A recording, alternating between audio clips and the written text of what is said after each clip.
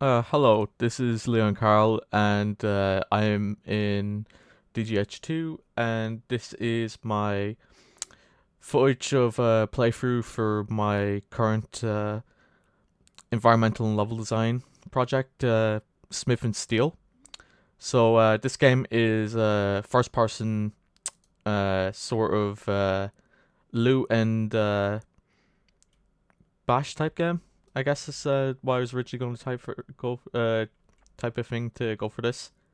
But um, basically for this game, uh, I guess the question I was looking for to answer when this actual game as a whole for the level design is basically how players can be able to use creative means of completing the level as fast as possible.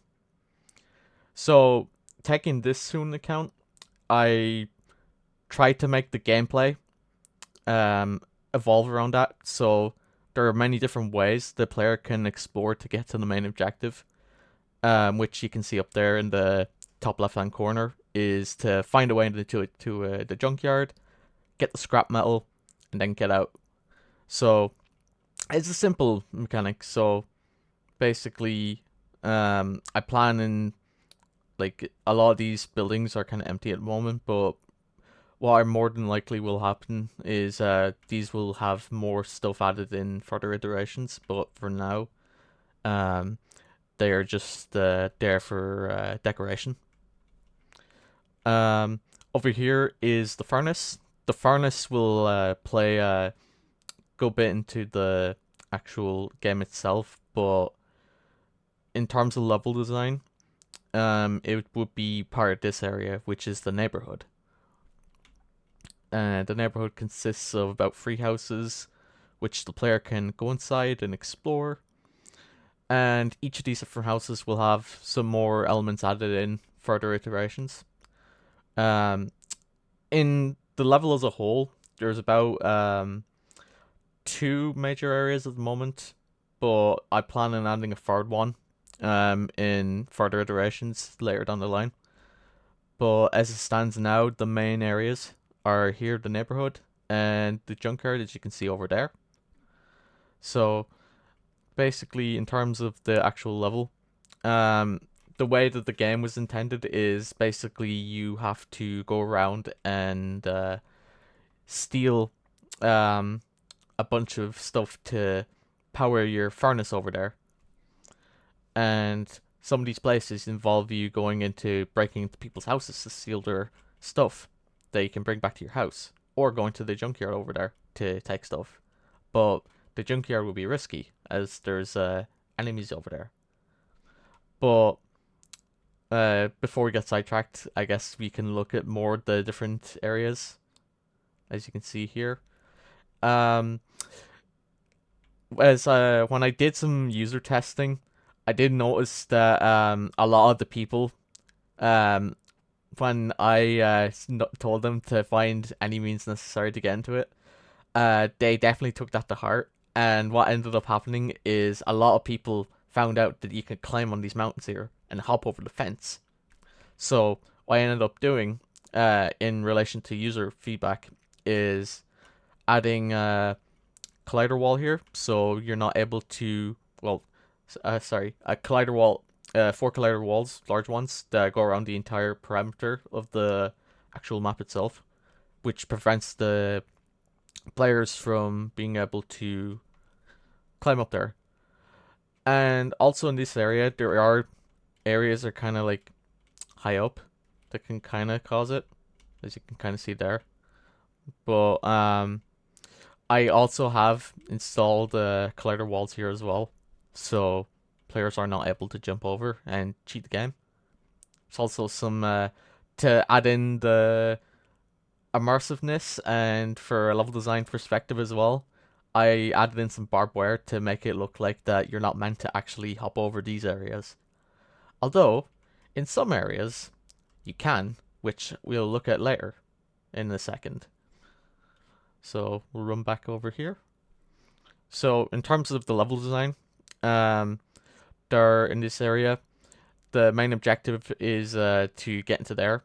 So in that, what that means is that there are multiple different ways of getting in there, not through the main entrance, for as you can see here. Another suggestion that another user tester brought up to me is to basically add in a reason to be able to go into there. So like a reason to why you want to go into there. So here it is. The junkyard's closed. You can't go in, but you're really desperate. You really need to get that metal. So you need to find whatever ways you can get in there. So in regards to that, I decided to make it so that there is visual cues that basically tell the player that, what's it called, you have to get in there because you need to. And that's pretty much the motivation for the player to get in. Now, in regards to actually finding different ways of getting in there, as it stands in this version, there are 2 different ways, but I plan on having multiple different ways. Probably at least 4 in future iterations. But at the moment, there is a long way and a short way. Now the short way, which at the moment is this. It is a scrap car that has a broken down fence. So the player can hop on here and jump over the fence here, and they can use that to go and get the scrap metal. But we'll go back in a second. So we'll go look at the other area, which, if you saw there a second ago, we just passed. So let's just go back to the start area and do this from scratch. So let's say you just spawned in, you don't know what to do. All you see is you need to find a way into the junkyard. But as you are passing up, you see the sign. What's this? Warning, sewer ahead. That sounds interesting. Let's go see what it is. There's another sign. Oh, what's this? Oh, this must be another area that you can go down. Let's go explore it. So, in regards to this is the second means of getting into the junkyard, which is the sewer entrance. Now, I had a couple of user testing suggestions bring up to actually adding more detail into here. So, beforehand, in previous versions, or the previous iteration, there was just mainly all it was this tunnel and pretty kind of badly pretty bad topology. But after getting feedback from it and people asking to add details into it, in specifically adding some water or like kind of like junk that's laid about in the sewer to make it look like it's dirty and what's it called? Yeah, it's all icky down here. So what I ended up doing is I actually did end up first thing I did was actually redesign the tunnels here to actually be slightly nicer looking and a lot more friendly on the topology.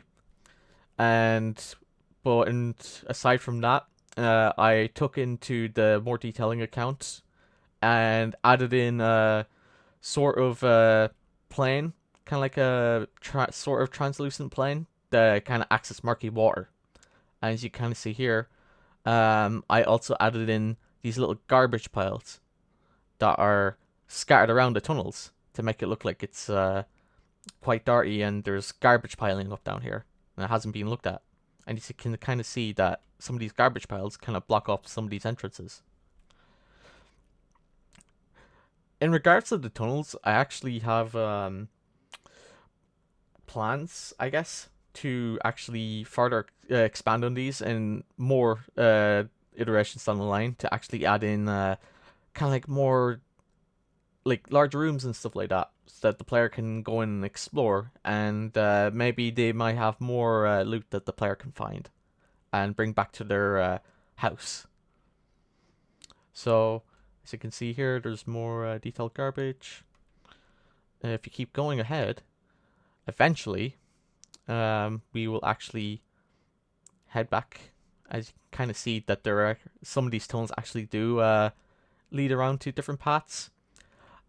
I think one cool thing I might try experiment with in different versions is probably blocking off some of these tunnels to actually make it so that there is a linear path, and you kind of have to weave your way through the maze.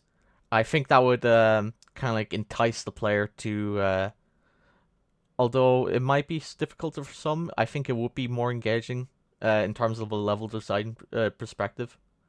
But regardless of that, um, we have reached the end and have entered the junkyard once again. And yeah, like there's big piles of garbage, and since we're here, we might as well look for scrap metal we're looking for. So have a look around.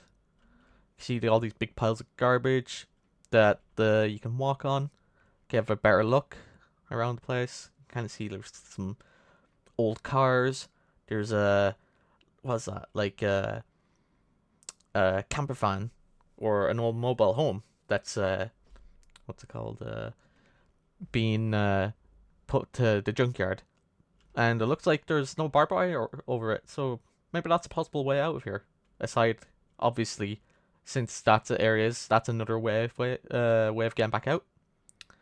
Um, maybe this might be another way of getting out, but I think in my eyes that might be sort of one-way type system. So you might have a bit difficulty getting up, but there's always different ways of getting back out. Like, I could definitely see at least 3 different ways of getting out here.